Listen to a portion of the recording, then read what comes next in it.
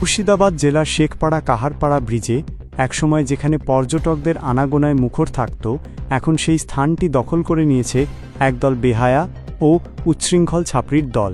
তারা লজ্জা শরম সবকিছু শেখপাড়ার হাটে বিক্রি করে এসে কাহারপাড়া ব্রিজে অশ্লীল নাচ করছে, সমাজ নষ্ট করছে এবং তরুণ তরুণীদের বিপথে চালিত করছে। স্থানীয় মানুষের অভিযোগ, বিকেলের পর থেকে এই সেতু এলাকায় ভিড় জমে ওঠে। এলাকাবাসী জানিয়েছেন, এই দলটি প্রকাশ্যে অশ্লীল আচরণ করছে এবং স্থানীয় তরুণ তরুণীদের ভুল পথে টেনে নিচ্ছে। ডিজিটাল মিডিয়ার পক্ষ থেকে রিমন। এবার আসি আসল কথায়। ওরে ছাপরি বাহিনী, তোদের কি বাড়িতে জায়গা নেই নাকি যে ব্রিজের ওপর এসে সমাজের 12টা বাজাতে হবে? তোদের মতো কিছু উটকো ঝামেলা আর নোংরামি করা ছেলেমেয়েদের জন্য আজ একটা সুন্দর জায়গা নষ্ট হচ্ছে। তোরা যে হারে সমাজকে নষ্ট করছিস, তাতে তোদের জন্য একটা নতুন ব্রিজের দরকার, যার নাম হবে বেহায়া ব্রিজের ছাপরি সেতু।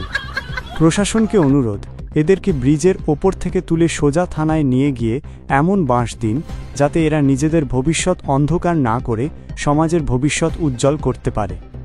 এই খবরটি প্রতিটি সচেতন মানুষ এবং সমাজের ক্ষতি করা এই ছাপড়িদের কাছে পৌঁছে দিন।